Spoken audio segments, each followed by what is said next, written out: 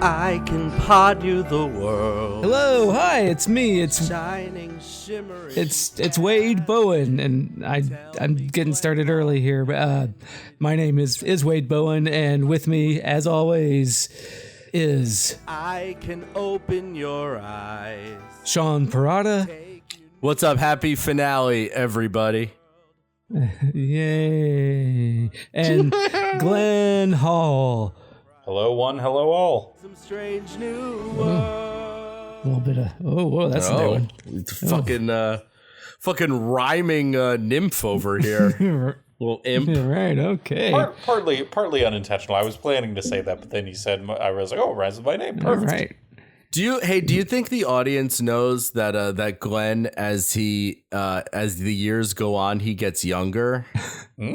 Uh-huh. What? Do you think the audience knows that he's a Glenjamin Button? Oof. God damn it.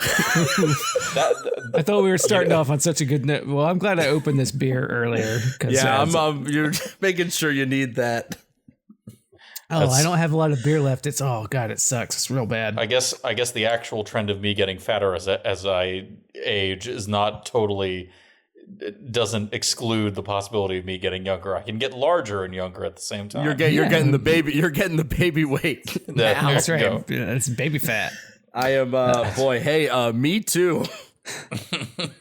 Not me. I will say now Glenjamin was the closest thing I ever had to a proper nickname, growing up. Not like nothing like that really stuck, but like I had Jonathan. Yeah. It's not bad. I was just Wade. I didn't have any nicknames. Yeah. Well, other than the twins, that was the thing. Yeah. But of course, we're not here to do that. I was here to open a foul tasting beer would put a bad taste in my mouth. Ugh. What kind of bad beer you're drinking, Wade? Call them out. Name them. Oh, we got a case of beer of Sam Adams for my brother-in-law, Sure. and it's a blueberry lager. Oh, it's free beer. It's pretty bad. Yeah, put a bad taste in my mouth. Much like, but we're here to talk about Star Trek, right? The finale, the last 2 episodes of Star Trek: Strange New Worlds. I had a feeling of this season. Yes. Oh, that's bad. That's bad. I'm talking about the beer, of which there will be 2 more. Yeah, boy. After this, I'm not excited for more. For Stranger Newer Worlds. Well, just to start off before we get into these episodes. I think everybody agrees that at least that finale was real bad. Enough that fucking Akiva had to go on a fucking press tour to apologize for it, basically. Really? Wow. Well, I didn't know that. He never said I'm sorry, but he was like, because he can't. But he was like, oh, people don't like it, and then he threw out a bunch of excuses for why it wasn't. People don't like this whole season. Just to tell you right off the bat. Oh, I don't get that. They don't like the shenanigans episodes, which Well, that's stupid. That's fucking wrong. Yeah, like, exactly. I didn't like the beginning of the season. The Trelane episode I thought was bad. I've had my problems with this season, but it had its moments. But people didn't like the Adventure Hour. They don't like the goofy stuff. It is. I mean, that's so funny considering the whole season is hinged on that scene we've discussed to death in the original series of, the bad fight with the Gorn. Like that's right. This whole season is built off that. Right. But people love the Gorn. This whole season exists because of that dumb scene. So it should all be silly and dumb. But the writing on that wasn't dumb. It's just his 60s costumes and everything. Right. No. I know. But people don't like the season. They didn't like the space. I like a goofy comedy Star Trek when it's done well. Yeah. That Space Adventure Hour was and had its moments, I thought. Yeah. Yeah. People didn't like that episode. But they also didn't like the 4.5 Vulcans, I don't guess. And I fucking hated that episode. Yeah. And they especially did not like the finale, which they're right. The finale was done, but we'll get into that or maybe they're wrong. Maybe you guys loved it. We'll get into that. But I thought it was the best Star Trek I've ever seen. That's not true. We gotta talk about Boring the Martian first. Yeah. Well, it's really I think I've made a lot of Enemy Mine references. I was going to say when you said Enemy Mine, I didn't realize just how closely it used to that. Exactly. But what I was saying, Akiva has gone on. It's not his fault that they know it wasn't the best one, but the writer's strike really got him really hard this season, so that maybe they were rushed. That's the excuse. Sure. That finale definitely feels rushed. It felt bad. Like maybe the writers couldn't. Maybe he's right because it felt like he doesn't have credit on it, but he's the producer, right? Right. And he's the guy. The co-showrunner. I don't know. He's like, don't put my fucking name on this thing. Putting my tinfoil hat on and also my shitting on Akiva Goldsman and Alex Kurtzman hat. It felt like the thing like, oh no, the writer strike. We're at the end of the season. We got these writers. They're gonna get billing for it. Right. But they're in the guild and everything. And they can't work anymore because they're on strike. But me, the producer, I'm not the writer for this episode. I'm just the showrunner. But a showrunner can come in, and the showrunners are the guys that write all this stuff anyways, right? Yeah. And they dole out who gets the writing credit, for stuff. But it's really on the showrunner. And I don't know. This felt as bad as Picard season 2, perhaps, which was all Akiva. And all the stuff in this that just is in that last episode that was just, we'll get into that because there's an okay episode, I think. Maybe we can talk about Enemy Mine, and then we'll talk about the finale. And then, so maybe I'll have more to say about that. Yeah, so Enemy Mine. So, yeah, what's the name of the first episode? Terrarium. Oh, right.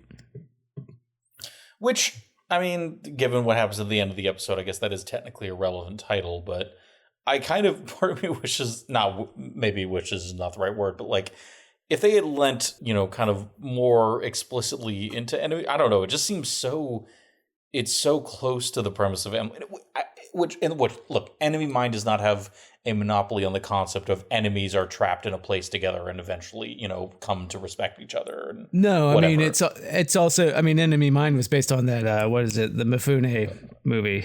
It's like... there's a Toshiro Mifune movie where it's like in World War II, a Japanese guy and an American GI are stuck on an island together. It says there's a novella by what's his name?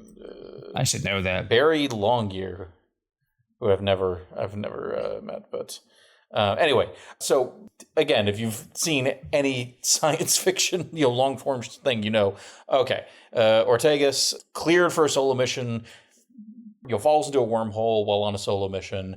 Lands on a moon that is quasi breathable air, and oh no, there's a Gorn, and and this to me is the ultimate criticism of the episode, is just because this is such well-trod territory. It's like you just see every single beat coming, and that's I look, I'm not someone that thinks that like everything must be wholly original, and we can't use these tropes to tell a story. In fact, like I think there's lots of great stuff that like uses familiar stuff, but like I don't know, it felt like it didn't stray enough or have its own identity. Yeah. Well, but didn't you just say it should have hewn closer? So do you want to make up your fucking mind, or do you want to just talk in circles? Well, and I think shut the fuck up. But I think that's kind of like this kind of muddled approach that they took, where it's like, yeah, it's just kind of nothing. It either should have been a more explicit homage to something else, or been more unique. And here it's just like, well, no, it's kind of just copying the beats we've seen. Again, like as soon as you saw that there was a Gorn on that moon with her, I bet all three of us could have like within a impressive degree of accuracy predicted what would happen the rest of the episode. Like we knew that they were gonna get to know each other somehow, and we knew that they were gonna become friends, and we knew that somehow. All right, you've talked enough. Shut the fuck up. Let me tell you what rocked though. That Gorn was awesome. Oh yeah, the effect was good. That Gorn was fucking cool. You know what? I'll give them credit for that. That was, I mean, Yeah. Well, clearly the cloak was like a cost saving measure. So they didn't totally. have to And you know what? I mean, that's the fucking shark not working in Jaws. I think it was exactly. awesome. Look, the Skeksis had cloaks in Dark Crystal too. Like I had the exact same thought. if you're gonna operate a big puppet, Right. you put a cloak on him to hide the puppeteer. No, it worked. I mean, yeah. It totally worked. Yeah, I love that thing was practical. I love the limited communication. I think the problem with it is that it was more charismatic than fucking Ortega's. I didn't. Okay, so here's the other thing. Here's the other thing I'll say about the episode. I think this is actually probably what was the ultimate detriment. The talking to herself the entire time. Yes, 100%. Oh, yeah. The show doesn't trust you enough to sit in silence. Yes. And it's like, no. Like, she would not narrate everything. And then it's so funny. They even do, like, she starts recording like a personal log, which would be a way to do voiceover if you feel you need to do it. And then immediately it stops working. Yep. And I'm like, well, wait, like, you had it. Like, if you need to do it that way. Well, yeah. and what it made me think of is, Sean, I think at least you've played like the Horizon games. Yeah. Which, I mean, look, it's not unique to these games, but I feel like they were like probably the worst recent offenders of like, again, your character be like, oh, I bet I can climb up that thing. Oh, yeah, that 100%. thing needs me to do the and like so much so that I think in the newer one, there's an option to make Aloy talk less in the game. There is. It's true. And by the way, no shade on Ashley Birch. She's great. It's just like, like you said, it's like not trusting the audience to like, put pieces together. Ashley Bird, is that or the actor that plays Ortega's? Oh, no. Sorry. That's the actor who Horizon plays Zero. Oh, you're talking about the fucking video game. Okay, yeah, I don't care. Yeah. Sorry. I should have clarified that. Yeah. The plot of this episode is similar to the Star Trek Next Generation episode, The Enemy. Well, there you go. And the Star Trek Enterprise episode, Dawn, as well as the 1985 science fiction film, Enemy Mine, and the 1968 film with Toshiro Mifune and Lee Marvin called Hell in the Pacific. Hell in the Pacific. Yeah. I've never heard of that one. I certainly was not going to think of that title. It's a John Borman movie with Lee Marvin and Toshiro Mifune when they're stuck on an island and, I mean, that sounds fucking awesome. in the middle of the war. And yeah. And it was a bomb. But well. But yeah, like well, and like case in point, like so I didn't even think it didn't occur to me that like, oh, this is probably not even the first Star Trek that's done this. Like, and sure enough, like, yeah, man, it's so just well-trod territory. And like that narration, man, fuck, that really brutal. It's because it's not voiceover. It's not, but she is just talking out loud. Yes. And you're just sitting there thinking, like, why are you saying this out loud? Like, this is so transparently, like, just for us. And we would be better served by silence. Right. It's bizarre. Yeah, it's it reminds me of what was the story early this year where like Netflix execs, and I know this isn't Netflix, but like essentially giving note that like, oh well, people that aren't paying attention to the episode, you need it's a second screen experience. You gotta dumb it down so people can pop in and know what's going on without having to pay attention. Yep. Yeah. So now, look, was I on my phone while I was watching this episode? Yes, but that's neither here nor there. Did I watch this episode on my phone? Yes. Oh, well, you guys are part of the problem. I watched it, but I just did it 2 weeks ago and I don't remember much. Well, I mean, the nice thing is there's not that much to remember. Like, there's shenanigans and, like, Uhura fudges some numbers to. They go through a wormhole. I mean, it's like, oh, the wormhole. And, and it's not just stranded on a moon. And they're in a wormhole. They have to figure out how to get through. So there's the technobabble and everything was good. Sure. She could have been stuck on a moon anywhere, but now they have to get through a wormhole too. Okay, that explains why it takes so long to find her, I guess. But yeah. You mean they didn't just say, "Oh, it's magic now"? Yeah. Well, sorry, we'll get to it. Sorry, we'll get to. Sorry. It's not a stable wormhole like the one going to the Delta Quadrant and the. That's right. Deep Space Nine. It's Gamma Quadrant. Yeah, Deep Space Nine. Sure. Yeah, you get it. Sean gets it. They use. I like when they use the ship to wedge the wormhole open. That's fun. Mm-hmm. Yeah. That. So, like, case in point, there's like plenty of stuff to like in this episode. I just feel like This episode isn't bad. I agree that it's a little trite. Sorry, go on, Wade. Oh, yeah. I didn't think it was that bad either. And then until you get to the fucking ending. Yep, the Metron. The Metrons, because we're got a terminal case of prequelitis, and the Metrons come in and they look dumb. I mean, and then, yeah. It was like a twink Metron. Yeah. And this is another thing that fucking Akiva was talking up and all the press about, oh, well, if there's one thing about Star Trek I love, it's the fucking Gorn, and also he has to fix everything. It's like they can't just leave it alone. They have to make everything, oh, well, and they even throw in like lines like, oh, maybe we'll have to change your memories of this. You predicted it. You predicted that they were going to do something like that. Yeah, the whole thing. So the Metron comes in and says, oh, this was a test to see if you people could get along, just like at the end of Arena, or the whole point of Arena. They pluck them up and they put the Gorn and the Kirk in the place, and it's a test from these Metrons. Yeah, that's the whole premise. And then at the end of this, the space god comes in and says, haha, it was a test, just like in that other episode with the Gorn that's famous. It's just like this, except they fight. Right. And this one, they're ladies and they learn how to get along. Feminism's great, I guess. Right. Ortega's passed the test and Noonie failed the test. Yes. But she passed the test. So the Metrons, you passed, but we still need more data. So we're just going to run the test again in 7 years or whenever Kirk comes back along. Right. This can't be resolved, because if it was resolved, then that other episode that everybody knows wouldn't have happened. Right. And then, okay, fine. Well, fuck you. Fine. Because we know you've already done that, so fuck you.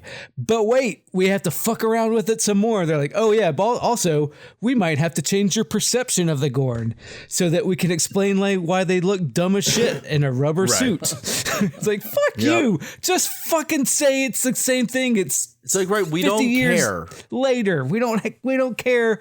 I know the rubber suit looked dumb to modern standards. You don't have to say, but in the future, we're going to change everybody's perception so aliens look like they're made in rubber suits. Like, fuck you. Right, we know shows were made at different times. Just don't treat us like we're idiots.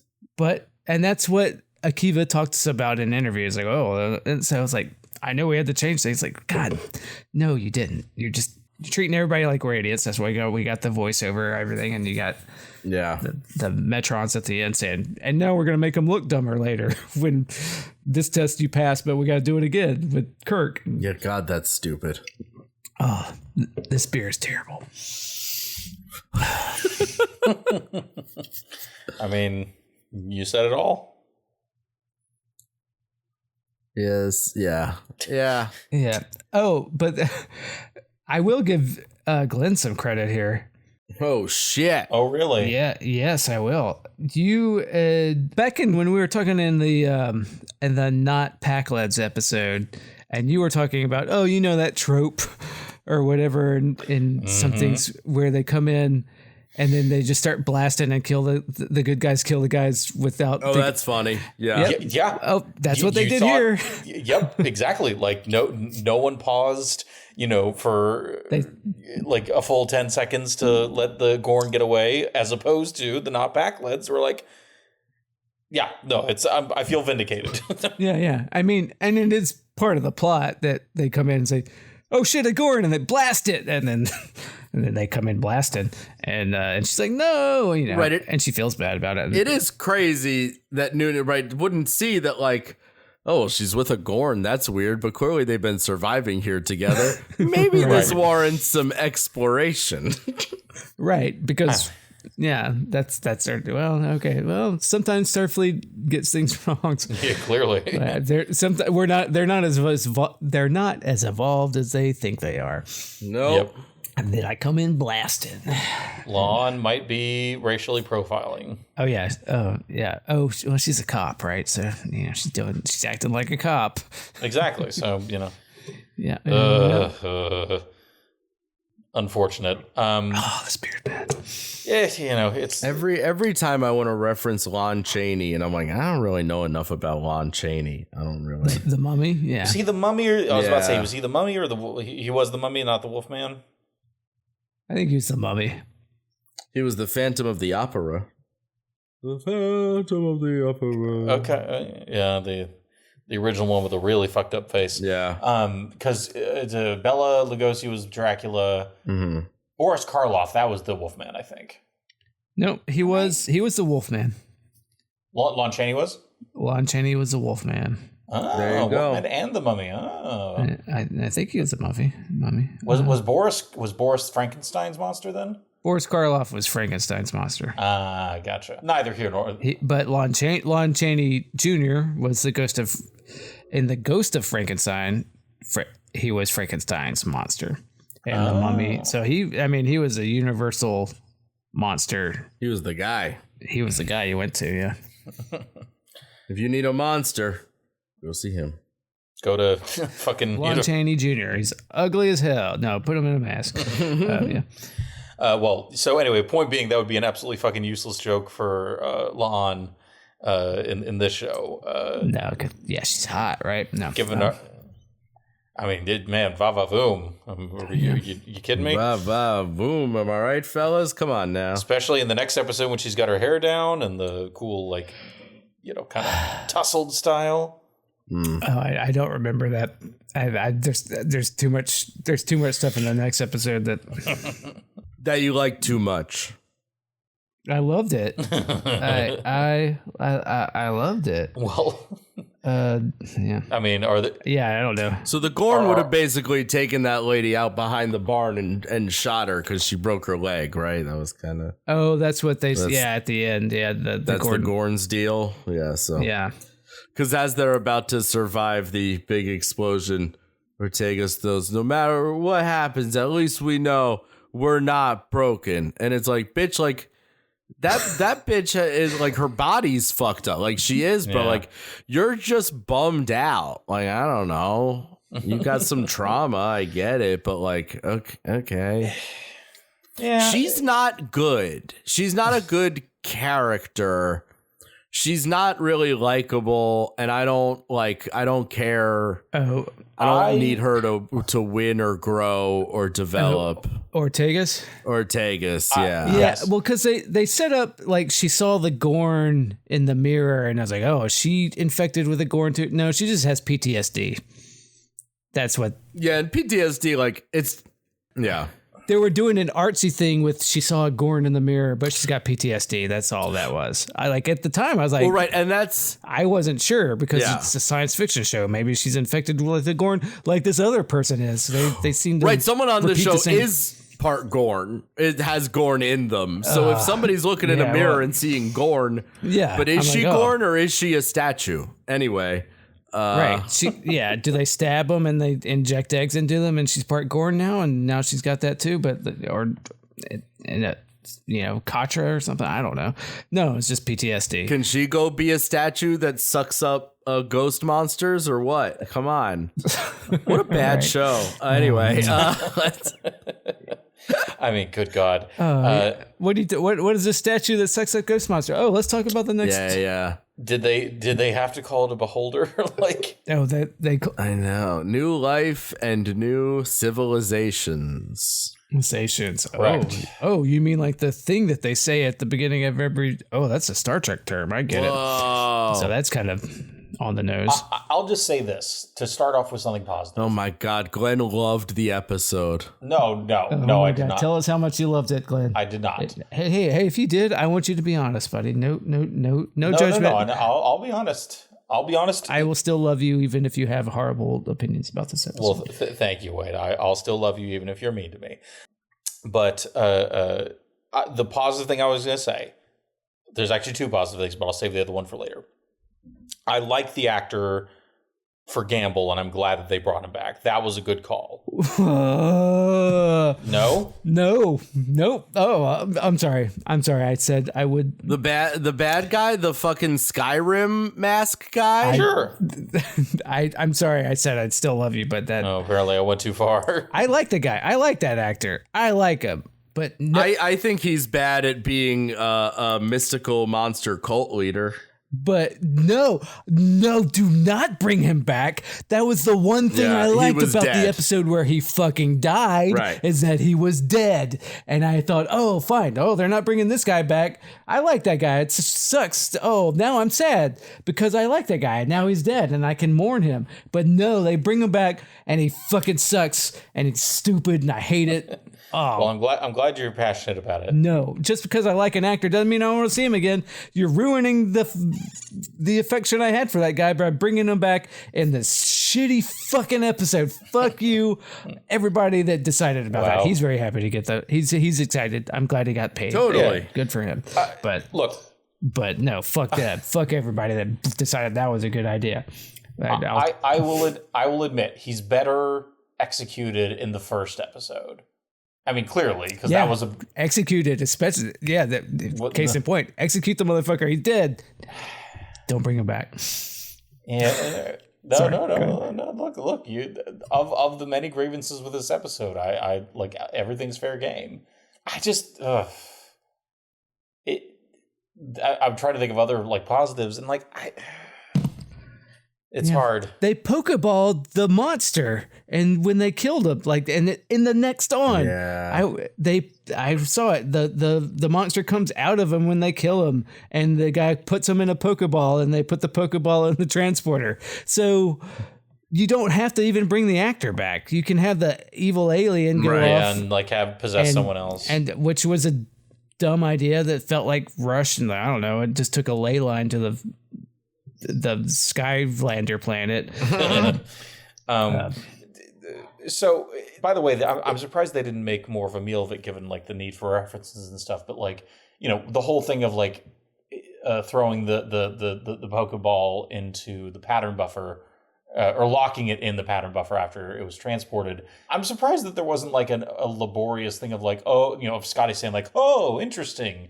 You can survive in a pattern buffer for, blah, blah, blah. Because Sean, when Scotty shows up in TNG with Patrick Stewart and the gang, that's how they explain how he's there. Right. But, well, that would be redundant because what's his name? The doctor's on Strange New Worlds has already done with that his daughter, for his daughter who is dying. And so that's true. We've already established you could keep people alive indefinitely in the pattern buffer.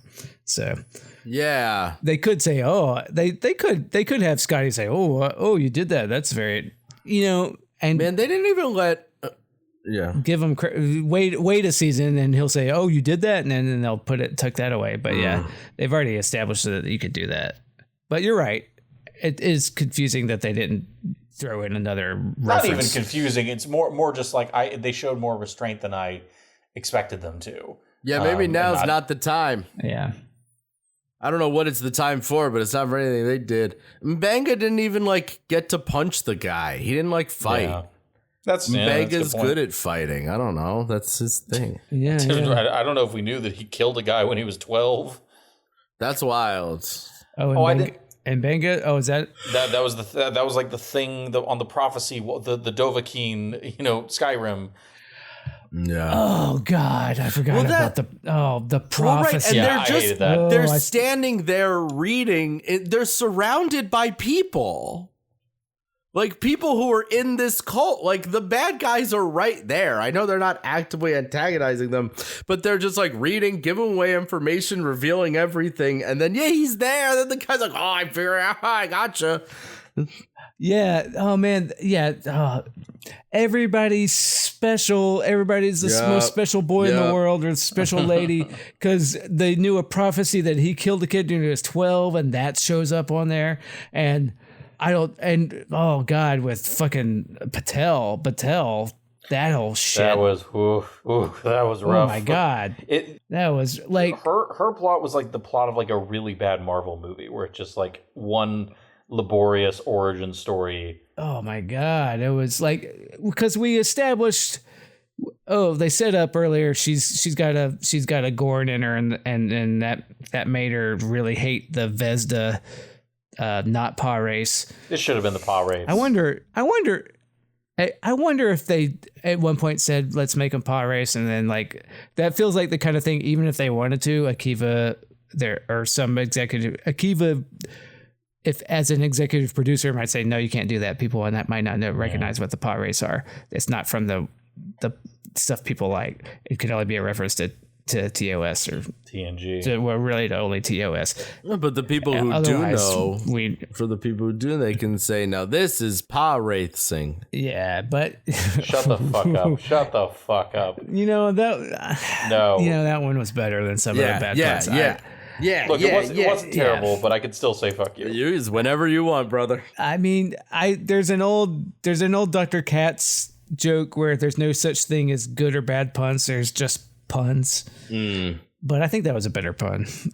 Hey, thanks, man. Yeah, it's also a reference, so it's not just. But what was I saying? Sorry, you were mad about this episode.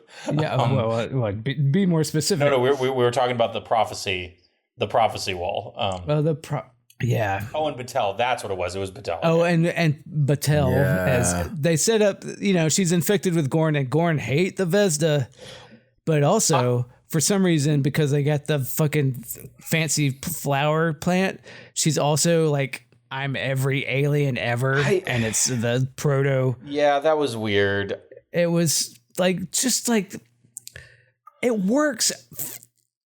It does. I still don't like it, but if you say, "Oh, the Gorn are ancient enemies of the Vesda," and they have a whole thing, but no, you gotta. But they're like, we don't know if we're gonna get an extra season when we're making this. They got 2 more seasons after this, and they've promised 2 more.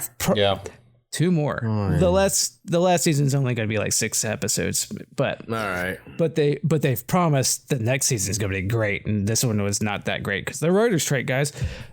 So like they're scrambling. They're like, oh, how do we make this a big dumb fucking event thing? And Akiva and Alex this sounds like the kind of dumb like schlock of a bad thing, like oh. Okay, well, we got to go bigger than just Gorn hate the Vesda. We have to make it. Well, we have to do a thing with Pike to figure out part of what we're doing with the show. We have to hit a thing about him knowing he's dead, and so we have to somehow we're gonna have to go do a time travel thing where he gets to relive his whole life. How do we do that? Well, it's not let's inner light him. Yeah, how do we do an inner light thing? How do we make it a bigger finale if we have to? Let's make it to where he gets to live his whole life with his, love and everything. But how do we do that? Well, she's only part Gorn. Let's make her a space god too. So we have to figure out how to make her a space god. So let's just shoehorn in when she got infected with the Gorn. Somehow she got infected with space god. Space god. That don't make no sense. Well, the proto good. Oh God, that shit, Jesus. And the Vesda are the proto evil in the universe.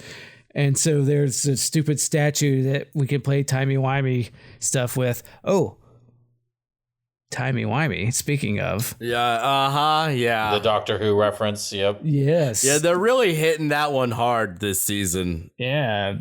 Carol Kane was a companion for the fucking Doctor, I guess. Is it? Wait, what was she in? Like, was Carol? Was she on Doctor Who at some point, or is that just? No, she wasn't. That's what she said. That's what she said. No. Yes, that is indeed what she said. We know what you're asking, and the answer is no. She said, I traveled around with a doctor. Yeah, no. But yes, that was. But they threw a TARDIS, and we have already had a TARDIS, and she traveled with a space. I traveled with a doctor, and so, yeah, she's Doctor Who did up. Great. I mean, I wouldn't hate her as a companion for.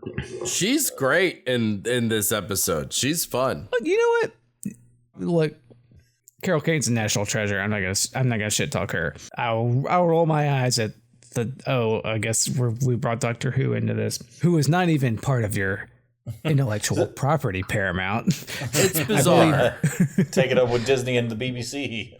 Right? Well, yeah, BBC's loaned it to Disney somehow. I don't know what the contracts are, but like they had a TARDIS in there.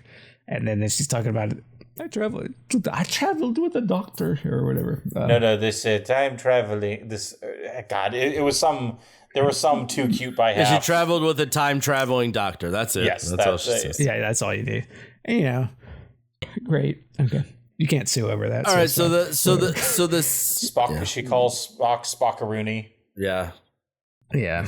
No, I have no comment on that. So the techno jargon, the mumbo jumbo science nonsense in this one is them opening the door with the lasers. Yes. Right. The end result is not going to be solved by science. It's going to be solved with Pike's girlfriend becoming a statue. Oh. So yes. They got to science up the ship's lasers. So. Yeah, and we have to do it by mind melding Kirk and Spock. Yep. Because they can't be friends naturally and have an actual rapport together. They're only so simpatico and friends in the original series because these guys in this series who have no charisma whatsoever mind melded one time. Right. And so now they've shared a girlfriend. So fuck you, Akiva Gold. Fuck you, everybody that was involved with this episode. God damn it. Well, the thing is, right, so they're just like completely undercutting the relationship in TOS. Like they're completely just being like, yeah, they're friends because of this mind meld. It's like, all right. Seems weird. Yep. Well, so here's my question. So when they're talking about it in the bar at the end, and the thing with Lon and Spock is like, and Kirk's like, oh right, dance lessons. Yeah, fine. The implication is that he's experienced everything Spock has experienced. So like anytime like they've had sex, like that's all in Kirk's noggin now, right? Yeah. That I don't like. I'm just the ethics of that. I don't know. That seems kind of. It'd be one thing like they'd be like, hey, Eskimo brothers, right? Mm-hmm. Whatever, and they have a good laugh or something. but no, like, oh yeah, that time y'all remember when y'all danced? Yeah, that was cool, right? Like, oh, please do not be gross right now, Jim. I don't know. Yeah. Anyway, that's of the many things wrong with this episode. That's low on the list, but. Yeah, we've bitched about that so much. That's such prequel-itis that, we gotta, call me Jim. Oh, we're gonna be friends for a long time. Maybe we'll serve together on the same shit. Shut up! Just fuck already. Yeah, God, yeah. Yeah, really. All right. Did M'Benga make it? I thought he did. Did he not? I think so. Yeah, no, I don't think he's... Okay, I'm just making sure. I just don't remember seeing him at, like, the end when they're back on the ship. Yeah, there was a point where he was, like knocked out and they didn't really revisit. But yeah, they knocked him out in the prison, but okay. No, I do not believe he actually died. All right, good. He better not. I like him bang. Which makes it even stranger that they didn't have just some conspicuous scene with him at the end. I'm sure he appears in the background or something, but I think that's what I'm thinking. Yeah, my problem as I was watching that, I was like, "Where's M'Benga?" So, presumably survived. I don't know. We'll find out. Yeah, that's right. Why is Pike's girlfriend special? I don't know, Sean. Really don't. Even after they fucking explained it, I don't understand. Yeah. Because she got DNA from the Gorn and also the Gorn are unrelated to this prison. And also somehow the plant that they got from the zombie planet got mixed in every DNA from everything, and there's and then Una's yeah, I don't. Sounds like you got a stew going. Here's my question. They already introduced the Metrons. If you need to introduce an ancient, powerful this show. Yeah, no, the thing at the end of the Enemy Mine episode with the magic twink. So they already introduced a known quantity. What? No, I'm laughing at Magic Twink was funny. I was laughing at it. No, it is a magic twink. No. You're right. I'm opening another beer here, guys, and this beer has been sitting in my fridge. Your magic twink, a good beer, Wade. I don't know. It's been sitting in my beer way too long. It's probably not good. And It's been 3 years since it's been in my fridge. It's in my fridge for a long time. Hey, I thought let me tell you, and you guys can tell me if I'm fucking stupid. Going back to episode 9 for just a quick second. Yeah, I thought it was gonna be Q. Oh, and so the Metrons. So Sean, the thing is that There's so many space guys, Sean. You don't even know. they're the ones that Yeah. engineer the Kirk fight that you know. No, I know. Oh, okay. I wasn't. I know that. Right. I know that now. Right. I've found that out now. No, I thought before it was revealed that it was the Metrons, I thought it was going to be Q. Well, the thing about Q is, Well, I mean, that nobody said Q very particularly because until TNG there was no Q, Sure. and that's why they brought in that Trelane episode because all the nerds used to speculate that that Trelane was very similar to Q. Maybe Trelane was a baby Q, and then they did this. This is them confirming that dumb episode that I didn't like, and they said, "Oh, guess what? It is a Q," but we didn't say Q, so we can still get plausible deniability. But really, it is wink. Yeah, right. Ah. Well, and so there's also just like a huge, redundant, frankly, number of space gods in Trek. Yeah, and so. Kind of to the point I was making, like, look, there's lots of interesting, like the prophets from DS9, or which again, like, right. There's a lot more of the cow they could have used here, and arguably would have been simpler. I mean, everybody, even the Vesda, like Chapel's boyfriend, the Irish guy, who's looking. Corby. Corby. Oy. His whole thing is looking for these people evolved into supposed immortality, because the whole premise is it's a running thing, like, if advanced enough they turn into space gods, Clark's law, third law, Sure. with an E, sufficiently advanced technology becoming magic, right? Yeah. So it's all to say, to answer Sean's question, what they went with for why she became this thing, too messy, too muddled, too laborious rather. And I would have been happier with something again like, the Metrons are around and they're the ancient enemy of the Vesda. Fine, whatever. They turned her into a Metron for plot reasons. Blah blah blah. That would have been made more sense. It would have been like, okay, that's a reference to something. Fine. I'm not saying it would have been particularly good, but it would have been way better than what they ultimately went with, which was again like some, toxic cocktail of treatments turned her into a space god. Sure, Jan. Like, right. Yeah. It just like because it felt like when she fought, what's his name, when he was possessed by a paw wraith, it was like, oh boy, the Gorn really seemed to hate those guys. But like, no, she wasn't fighting him because the Gorn hate those guys. It's just because the proto goodness of everything hates those guys, and she somehow is tapped into that because she's got part Gorn in her. Yeah, I don't know, like, exhausting. But hey, at least it led to a Futurama-esque resolution. Fuck you, Sean. I told you I was going to talk about it. Oh, no. I just want the record. Told me explicitly that you weren't going to talk about it. I'm going back on my word because fuck you. Great. Because Sean, before we recorded this episode earlier today, texted saying it's a shame that or whatever. Good thing that there's not thank goodness. Thank goodness there's not a conspicuous Futurama parallel. And fuck you, there is. And so yeah, it's obviously this is.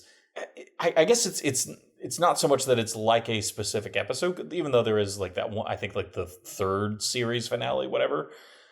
But it feels very Futurama, like a Jurassic Park episode where it's like, there's this heartwarming thing that's happening in the middle of this kind of tonally different thing going on.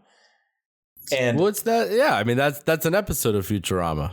The one where they where they live their lives. Yeah, they live their life together, and then the doctor comes. He's like, "Good news," and they're like, "Oh yeah, cool, let's do it again." Yeah, which nice. That was great. That was a great episode.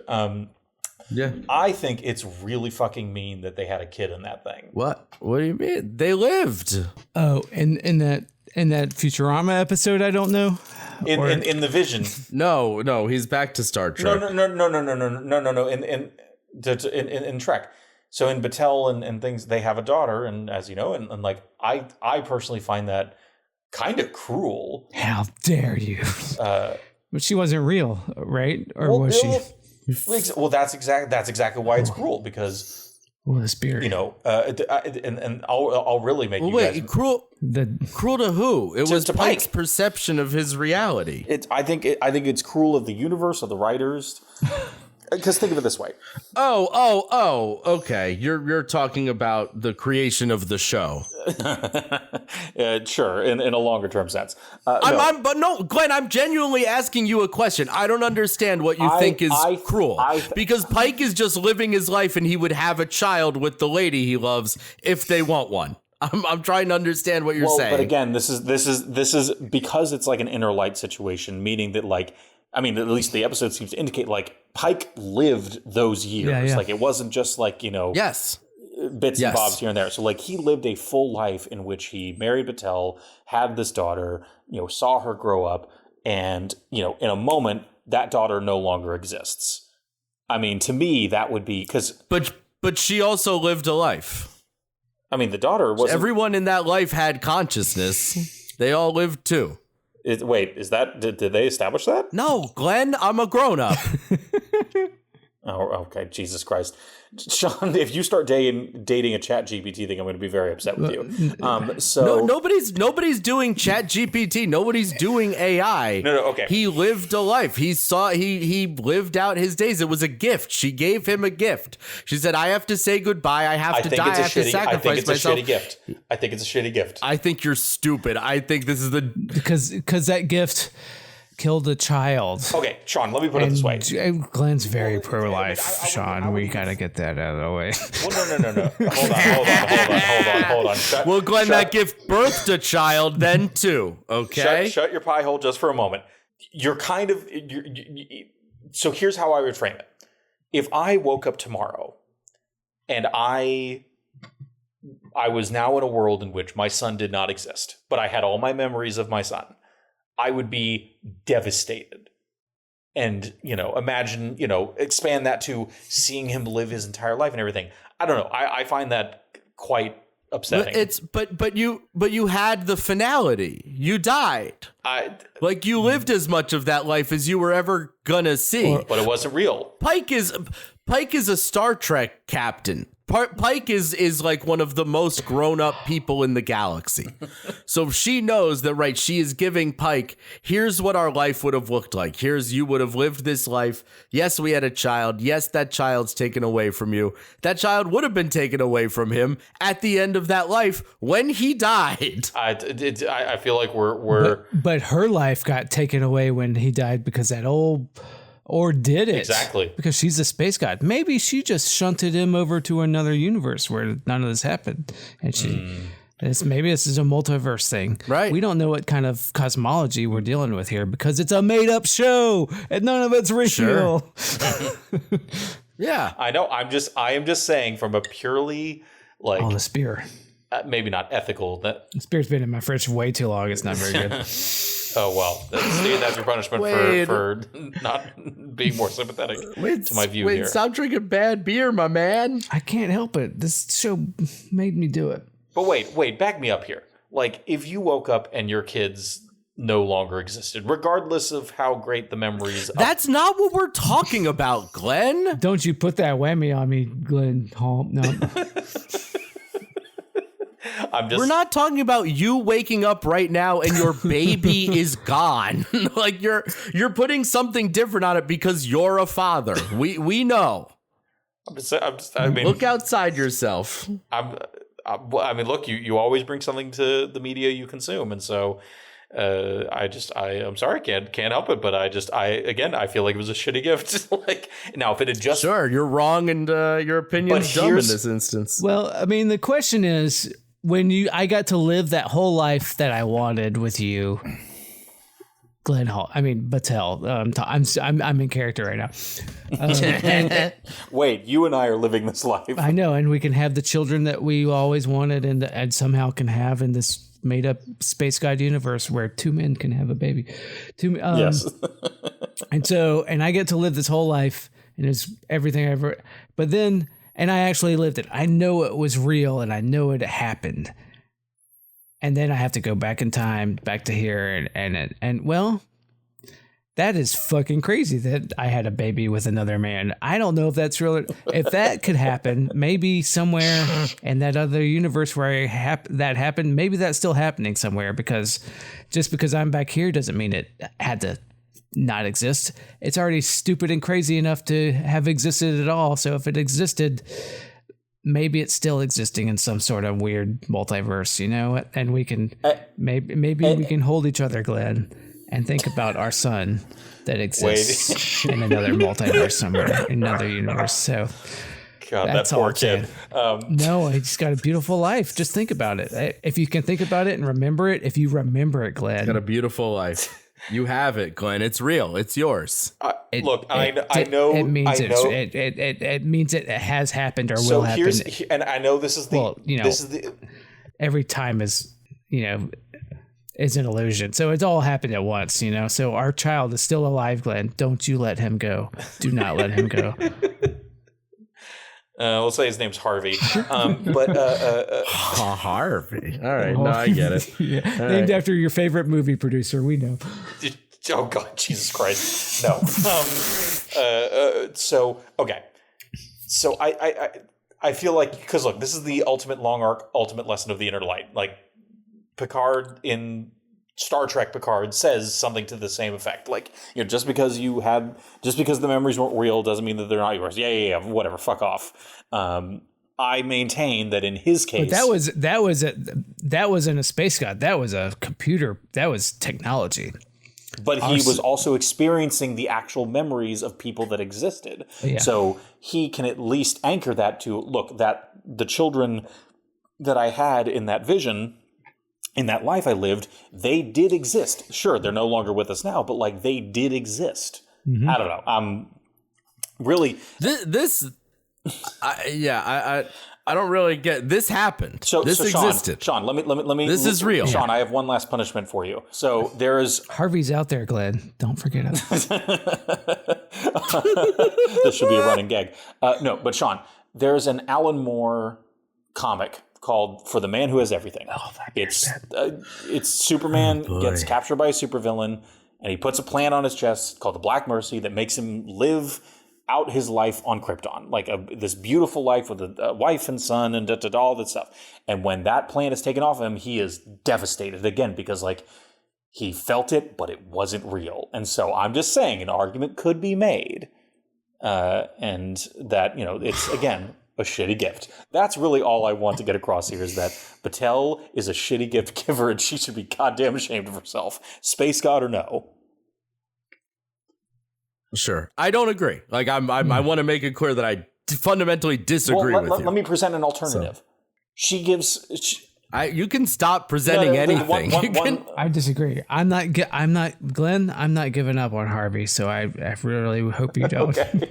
What, I swear, this is the last thing I'll say. Probably the last thing I'll say in this entire episode. That's not true. But just imagine the alternative. God, I wish. If she gave him this gift of a full life together, and they're, double income, no kids, just railing the shit out of each other for decades. They don't have income. Amazing gift, because they're both... it's a future. Sorry. Yeah. That's the beauty. Glenn, that's not what they want, Glenn. Why are you trying to give Federation, you can just rail each other all the time. You don't have to worry about the incomes. You can, and if you want the kid, you can. If you don't want the kid, don't have them. I'm sure they could. Yeah. I don't know why, Glenn, your like sticking point on this is giving them the life they don't want. I don't know. He's thinking of the... why is that so important to you that they have a life they didn't want to have? He's thinking of the children, Sean. like I said, they took his he's kid. They pro-life. took. Why? The children only exist in Pike's And I perception. feel like that's the problem. But I'm sorry. I did not mean to. It's not a I problem. think it is, know. but I don't want to get us too far. I think it's more than its perception. It really happened, and it's still out there somewhere. I have to. And it's still happening. Yeah, they're all still real. Their dad died. Okay, great. I have to think it's real, Sean. Because I have to think because Harvey. Because Harvey. Because Harvey is real. He's real to me. Fuck you, man. He's real to me. I believe in Harvey. Dent. Harvey Dent Weinstein Bowen Hall. We both converted. Oh no! All right, let's move. Yes, let's move on. Yes, I'm sorry for taking us down this tangent. How'd you like the old people fine. makeup? You know what? Well, it wasn't egregious, but it also it's fine. In the fine tradition of we've seen way worse. TNG finale, it was fine. Exactly, or the oft referenced DeForest Kelly from the TNG pilot. Oh yeah. Yeah, he was already old as shit. They didn't need to put more on him, but they did. Yeah, right. Well, I want to see if I can find an image of that to share later. Oh, we gotta wrap this up. I gotta go to bed. Yes, we do. Yes. I guess any closing thoughts from you, Wade? No, this sucked, man. I hate everything. This was a bummer. This was a bummer to go out on. Yeah, they swear the next season is going to be better, guys. They're really excited about what it's doing, and you know what? Maybe it's this season wasn't all bad, but this is a real way to end it that sucks. Well, right. This remains the only season I've seen of Strange New Worlds, and we'll see until the next season comes out if Wade still wants to do this podcast. And I mean, I liked this season of television generally. This was by a country mile my favorite Trek that I've seen. Lower Decks accepted because that's delightful. Sure, but this was good. There is a lot of good stuff. And I mean, I didn't like this ending. This finale, this ending was like a record scratch of bad, right? That's what I thought. Yeah, it felt incongruous to the rest of the season. Yeah, like the Enemy Mine episode was all right, it's got problems. I understand where that episode came from, why it's there, and why it did the things it did that worked and didn't work. I don't understand this finale at all. The only thing I could think of is they couldn't have writers, and the showrunner had to come in and finish the script. Yes, and fucked it up, and got hit on the head with a coconut while he was doing it. I don't. Yeah, well, because they had big ideas about. They did fall into just big ideas of how to finish out the season, and then we got to make an arc for we had to finish an arc for Batel and Pike, and so fuck it, make her a space god or something, and so that he can relive time. They keep doing this. They do this every time. Every season has to end with him making a decision or facing the beep boop chair. And so they found a way to do it, and this time they're like, oh, maybe I don't have to go into the beep boop chair. But every time he ends up saying, I guess I'll go back in the beep boop chair. No, you do. Yes, you got to go. The beep boop chair is always there waiting for you, Chris. Yeah. And it's like a thematic thing that I understand that he's resigned to it. But now it's he's been resigned to it for 3 times now. And then every time they're like, but maybe he's okay without it. Right. Maybe timey-wimey, they're going to bring the doctor in and we can do some shenanigans to fix it. And you know what? Fine. I don't care. Fuck the beep boop chair. I don't care. I don't care if he doesn't end up in the beep boop chair. I hope he gets to live a good life. And split the fucking timeline. Have a Melvin universe. I don't give a fuck. Melvin universe. A Melvin. Yeah. It's like the Kelvin. Yeah. That's funny. No. Have a Harvey universe. Oh yeah. Thank you for getting it. Yes. The Harvey verse. No, fuck the Harvey verse. Oh, no. Wait, no, could you say that about our son? No. I'm sorry, Harvey. I'm sorry, Harvey. Wait, goddamn it. I meant fuck the Melvin universe. Yeah, the Harvey. No, Harvey. Daddy's waiting, Harvey. Oh, this beer's terrible. What the fuck has the show done to us? We've really this finale, these last two episodes. It's not a strong. It's they not did a strong not leave finish. us in a good headspace to talk about Star Trek. No, it's. But they and we talk about it all the time. They fell into the fucking like Discovery trap. Just like all these. Look at how special these people have to be. This lady is not just a lady who got like shot up with some DNA. She's the most important person who has to become a statue and save the universe. Right.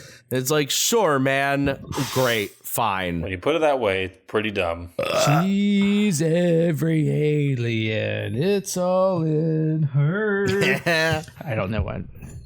She can stop time right now. I just don't like,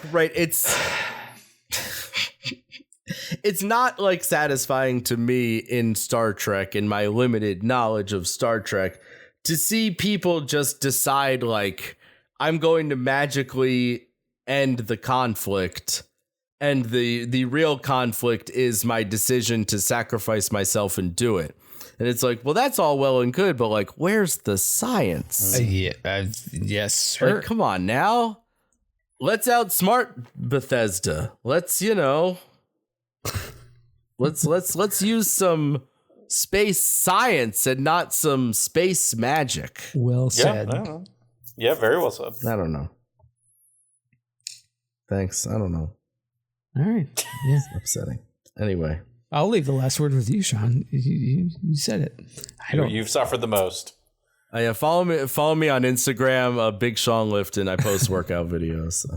So You definitely you got recommended. You appeared in my feed via someone else's feed recently. Oh, really? And Big Sean Lifton's. Oh, really? Someone at your gym, I guess, like Okay. made their way into my algo. That's so funny. And I recognized you in the background. I'm making it. Oh, wow. Okay. Hilarious. Yeah. Yeah, my gym has some people with a few followers. All right. Cool. I'm going to make it. Okay. I'm going to make it as a fitness influencer. It's not true. I'm too fat, but I don't post regularly, and I don't want to. Sure, yeah, but I like posting. You could if you really wanted to. Yeah. Oh, we're doing plugs. You got anything, Glenn? Thanks. You got. Fuck. Glenn's a great. Follow Glenn at Big Glenn Lifton. Yes, Glenn's got better things to do than post on social media, like being a dad. The most important job. That's right. There it is. Oh, yeah, that's God. right. The day I become a daddy influencer is the day that I need you guys to like hunt me down and like deprogram me. Look, I'm saying you've got better things to do than try to do that shit. I know, and I applaud you for it. No, don't want to be a daddy influencer. That's what I'm saying. That sounds like hell. Yeah. And we got a Harvey to think of. Look in the Harveyverse. You and I are two successful daddy influencers. Oh yeah, we're the daddiest, man. I love it. Yeah, I don't have anything to plug. I've been writing shitty fiction about a guy fighting giant bugs and stuff on Substack. You can go to Bogmad. Oh, Substack. Wait, have you told us about this before? Yeah, I got a Substack. What? I don't know about it. Yeah, this is the first time hearing about it. Really? Benny knows about it. I guess we should be plugging Benny's. I was about to say we should plug Benny's Substack. Yeah, Benny's Substack, Benny Schechner. You can go to figure it out. Yeah, I mean that's friend of the show. Yeah. Oh, it's just like I was playing a solo RPG and I was like, oh well, I'm gonna write out what I'm doing in it. Yeah. Oh yeah, Benny subscribes to you. What the hell? Yeah. Yeah, Benny subscribes to me. Shouldn't I feel like Sean and I are at a disadvantage here? Yeah, it's another sort of nerd shit, but it's like it's just like a sword and sorcery kind of thing. But I haven't gotten there. Oh, all right. Well, we like swords and sorcery. Exactly. Right, well, I look forward to reading it. Yeah, everybody go to bogmad at substack.com.